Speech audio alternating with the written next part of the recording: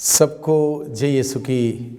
प्रभु क्रिस्त में प्यारे भाइयों बहनों, आप सभी लोगों का हार्दिक स्वागत है प्रभु के जीवंत वचनों को सुनने के लिए। 40 के काल की अवधि में हम सभी हैं और 40 के काल का आज 17वां दिन है। आज शुक्रवार है, मार्च की 10 तारीख। तो आज के दिन में मैंने और एक विशेष विषय को लेकर आप लोगों के साथ बांटने के लिए मैं आपके सम्मुख उपस्थित हूँ। यह विषय है प्रभु के अपूर्व कार्य याद रखो। प्यारे भाइयों बहनों, आज शुक्रवार है।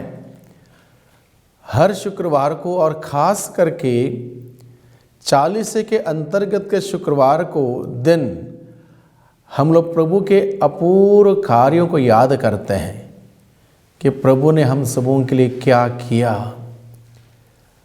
अपना लहू बहाते हुए, अपना शरीर कोड़ों से मार के तोड़ते हुए, उस सूली पर दर्दनाक मौत मरते हुए प्रभु ने हम सबों के लिए अपूर्व कार्य किया।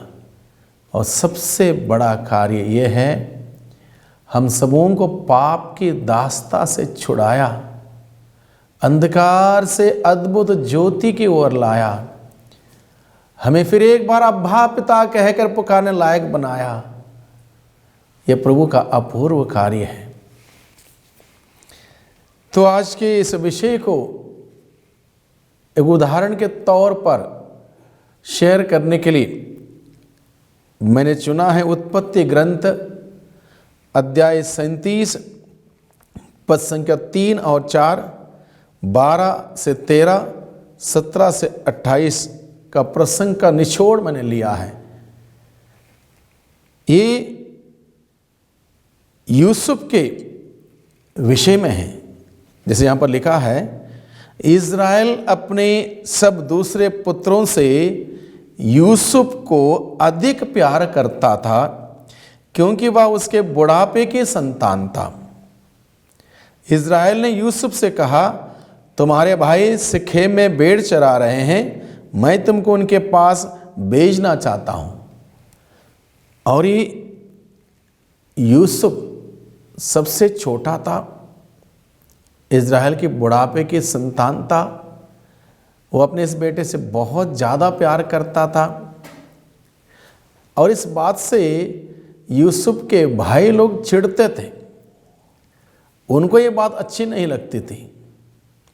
तो जब पिता ने यह निर्णय लिया कि यूसुफ को उनके भाइयों के पास सिखेम भेजा जाए, तो भाइयों ने वहाँ पर इसके पहुँचने से पहले एक षड्यंत्र रचा।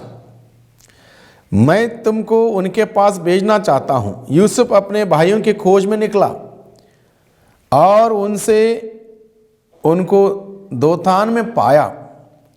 उन्होंने उसे दूर से आते देखा और उसके पहुँचने से पहले ही वे उसे मार डालने का षड्यंत्र रचने लगे। अब उनका ही भाई, छोटा भाई, पिता ने भेजा और बड़े भाई लोग क्या करते हैं, अपने छोटे भाई को मार डालने का षड्यंत्र रचते हैं क्योंकि पिता इससे ज़्यादा प्यार करते थे। उन्होंने एक दूसरे से कहा, देखो वह स्वप्न दृष्टा आ रहा है, चलो हम उसे मार कर किसी कुएं में फेंक दें। हम यह कहेंगे कि कोई हिंसक पशु उसे खा गया है। देखिए प्लॉटिंग, देखिए कैसे भाइयों की प्लॉटिंग, छोटे भाइयों के प्रति कैसे कैसे वो षड्यंत्र रचते देखिए। तब यूदा ने अपने भाइयों से कहा, अपने भाई को मारने और उसके रक्त छिपाने से हमें क्या लाभ होगा। स्वार्थ, लोग लाभ खोजते हैं, क्या लाभ होगा। आओ हम उसे इस्माइलियों के हाथ बेच दें और उस पर हाथ नहीं लगाएं, क्योंकि वह तो हमारा भाई और हमारा रक्त संबंधी है। उसके भाइयों ने उसकी बात मान ली। उस समय मिदियानी व्यापारी उधर से निकले उन्होंने यूसुफ को कुएं से निकाला और उसे चांदी के 20 सिक्कों में इस्माइलियों के हाथ बेच दिया और वे यूसुफ को मिस्र देश ले गए। प्रभु क्रिस्त में प्यारे भाइयों बहनों, यूसुफ की यह कहानी मुझे बहुत अच्छी लगती है, क्योंकि बहुत प्रकार से मेरे दिल के साथ जुड़ी हुई ये कहानी है। मेरे पास एक सवाल था, क्योंकि मैं बचपन से कभी अपने माता पिता के साथ नहीं रहा। मैं 1 साल और 3 महीने का बच्चा था, तब माता पिता ने मुझे अलग किया। उनके पास उनके कारण है, उस वक्त की उनकी मजबूरी है, उनकी समस्या थी, जो भी था, लेकिन मुझे ये बात पता नहीं थी। मेरे मन में एक सवाल था, ऐसा क्यों किया मेरे साथ। 14 साल के बाद मुझे दोबारा मौका मिला वापस आने के लिए मेरे माता पिता के घर में। उस दौरान मेरे अंदर एक दुख था, क्योंकि मैं अपने भाई बहनों के साथ नहीं रह पाया, माता पिता के साथ नहीं रह पाया, उनका प्यार महसूस नहीं कर पाया। तो इन सभी बातों को लेकर बहुत सारे समस्या थी, बहुत बड़ा सवाल था, ऐसा मेरे साथ क्यों हुआ। जब मैं अपने घर आया 14 साल के बाद, उसके बाद मैं सेमिनरी आया, मैंने यूसुफ का इस प्रसंग को पढ़ा, मुझे बहुत अच्छा लगा, बहुत राहत मिली। तब पहली बार मुझे इस बात का एहसास हुआ कि ईश्वर हम सबों के जीवन में अपूर्व कार्य करना चाहता है। इसलिए जो कुछ भी हम सबों के जीवन में होता है वो हमारी भलाई के लिए, हमारे हित के लिए है, आशामय भविष्य के लिए है। और यूसुफ के जीवन में क्या हुआ, उसके भाइयों ने षड्यंत्र रचा, उसको पहले मारने का प्लान किया। किसी ने कहा मारने से क्या फायदा, कुएं में डाल दिया। और फिर परामर्श हुआ, कुएं में डालने से क्या फायदा, वहां से निकाला और 20 सिक्कों के लिए उसको बेच दिया। उन्होंने सोचा सब काम खत्म। नहीं, हमारा ईश्वर हर व्यक्ति के लिए एक अपूर्व योजना के साथ अपूर्व कार्य करने वाला प्रभु है। इसी यूसुफ को जब मिस्र देश लेके गए,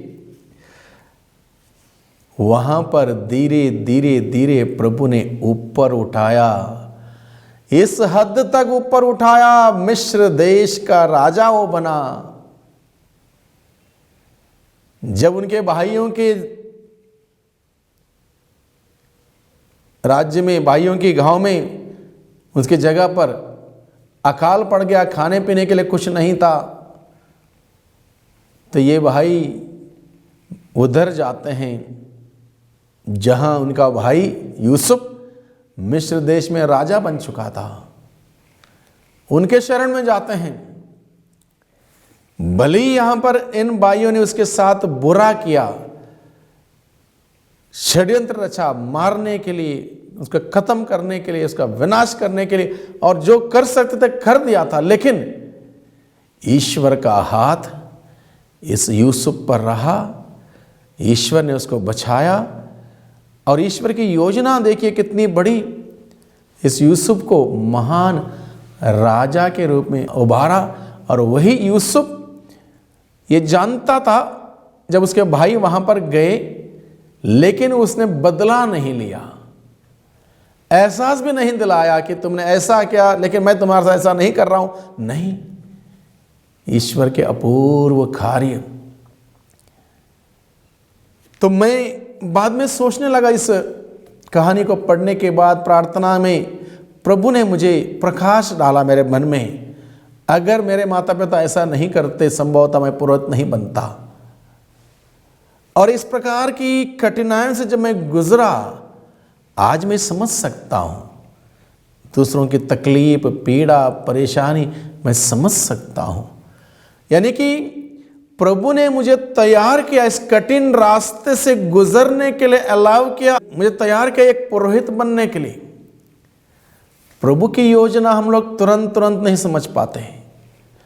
प्रभु की योजना समझने के लिए हमें विनम्रता से प्रभु के चरणों में बैठकर मनन चिंतन करने की आवश्यकता है।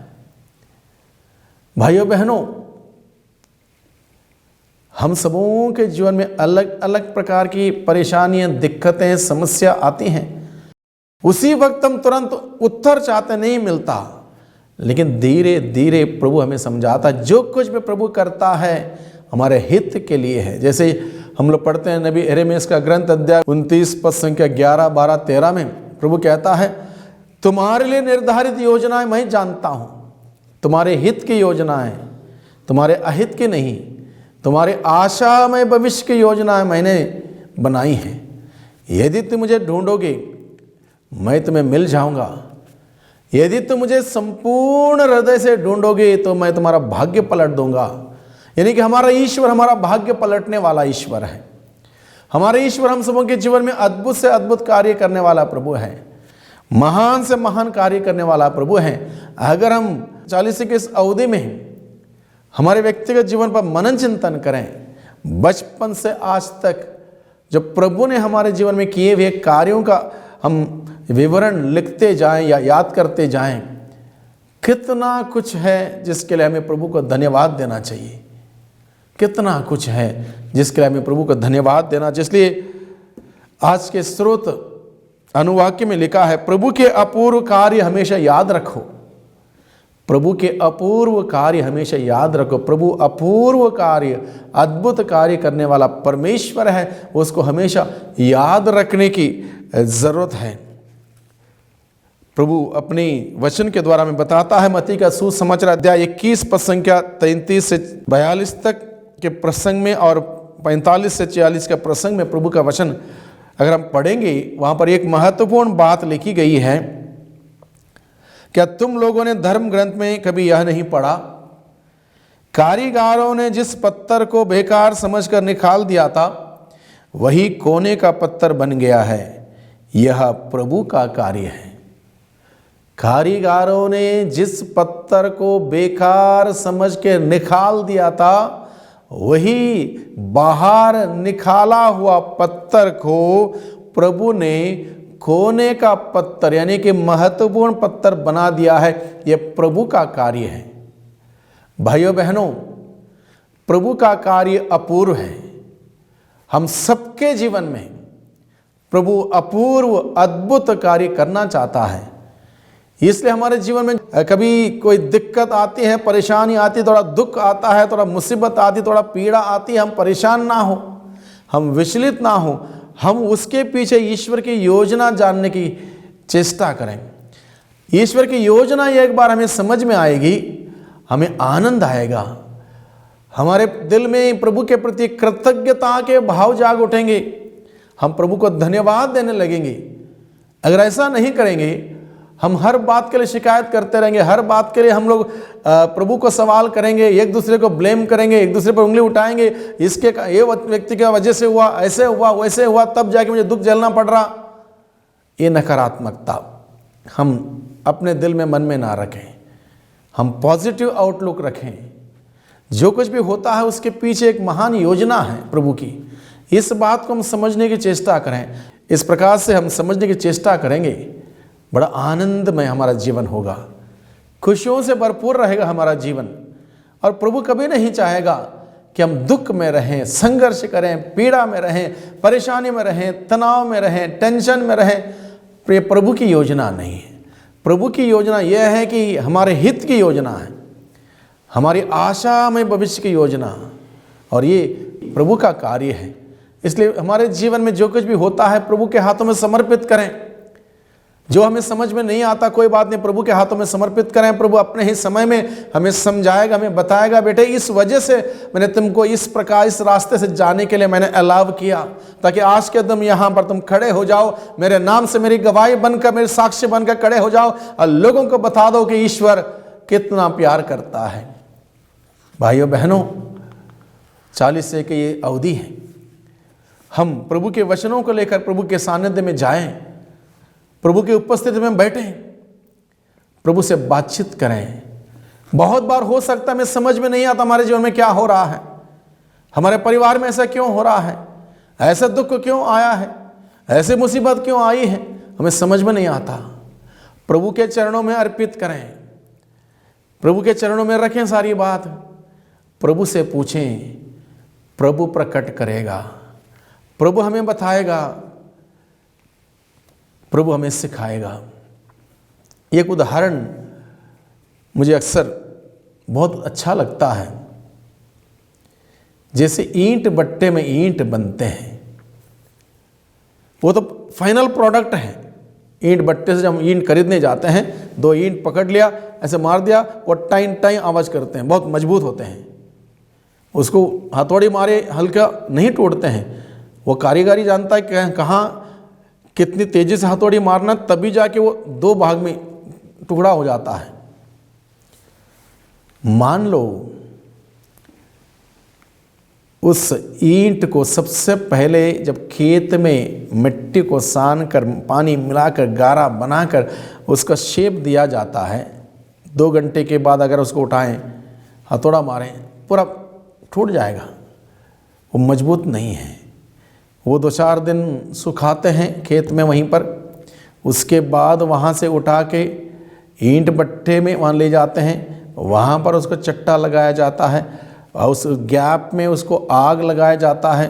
पता नहीं 7 दिन लगाते हैं, 10 दिन लगाते हैं, उसको पकाते हैं पकाते हैं पकाते हैं पकाते हैं जब तक वो लाल ना हो, पकाते हैं। उसके बाद कुछ समय के बाद उसको बाहर निकालते हैं, मजबूत ईंट। हमारे जीवन में प्यारे भाइयों बहनों, जो भी संघर्ष, जो भी कठिनाई, जो भी चुनौती, जो भी समस्या, जो भी परेशानी का सामना हम करते हैं, जो भी दुख का सामना करते हैं, वो हम सबको मजबूत बनाते हैं, हमारे विश्वास को मजबूत बनाता है, हमारा जीवन का निर्माण करता है। कुछ भी ऐसा नहीं है जो हमें तोड़ देगा। अगर हम प्रभु पर भरोसा रखते हुए ग्रहण करेंगे, कुछ भी हमें तोड़ नहीं पाएगा।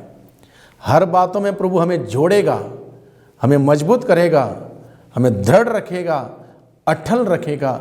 हर प्रकार के परेशानियों का सामना करने के लिए, हर परिवेश और परिस्थिति का सामना करने के लिए हमें खड़ा कर देगा। इसलिए एक पॉजिटिव आउटलुक रखें अपने बारे में। जो कुछ भी होता है प्रभु के हाथों में समर्पित करें और देखें प्रभु के अपूर्व कार्य। एक एक प्रभु के अपूर्व कार्य को याद करें इस 40 की अवधि में। खास करके आज के दिन में हम लोग बैठे, समय निकालें और प्रभु को धन्यवाद देते रहें, धन्यवाद देते रहें सारे सुख के लिए, दुख के लिए, तमाम लोगों के लिए। हो सकता कहीं लोगों के द्वारा हमें नकारात्मक बातें मिली होंगी सुनने को, कोई बात नहीं, प्रभु को समर्पित करें और वही नकारात्मक बातें सकारात्मकता में बदल जाएगी प्रभु के अनुग्रह से, प्रभु की दया से, प्रभु के प्रेम से। इसलिए भाइयों बहनों, हम मजबूत हो जाएं। इस 40 की अवधि में हम लोग मजबूत हो जाएं, प्रभु में मजबूत हो जाएं, विश्वास में मजबूत हो जाएं, हमारे सेवा कार्य में मजबूत हो जाएं और एक सुंदर गवाही हम प्रभु के लिए बने। इसलिए आइए भाइयों बहनों, हम सब इस वक्त प्रार्थना करें। सर्वशक्तिमान पिता परमेश्वर, धन्यवाद देते हैं आज के दिन के लिए, आज के वचनों के लिए। आपने हम सबों को प्रभु आज के संदेश के द्वारा हम सबों को सिखाया है कि आप हम सबों से कितना प्यार करते हैं। जो कुछ भी हमारे जीवन में होता हमारे हित के लिए, आशा में, भविष्य के लिए है। प्यारे प्रभु जी, आपने हम सबों के जीवन में अद्भुत से अद्भुत कार्य किए हैं, अद्भुत से अद्भुत कार्य करते आए हैं। सभी बातों के लिए प्रभु हम आपको धन्यवाद देते हैं, आपके प्रति आभार प्रकट करते हैं। इसी प्रकार के कृतज्ञता का भाव हमें प्रदान कीजिए ताकि हम आपके हर कार्य को सकारात्मक दृष्टि से देख सकें और आपको धन्यवाद दे सकें, कृतज्ञता प्रकट कर सकें। इस प्रकार से प्रभु आपके प्रेम में, विश्वास में निरंतर मजबूती के साथ आगे बढ़ सकें। दुआ करते हैं उद्धारकर्ता यीशु मसीह के नाम से, आमीन।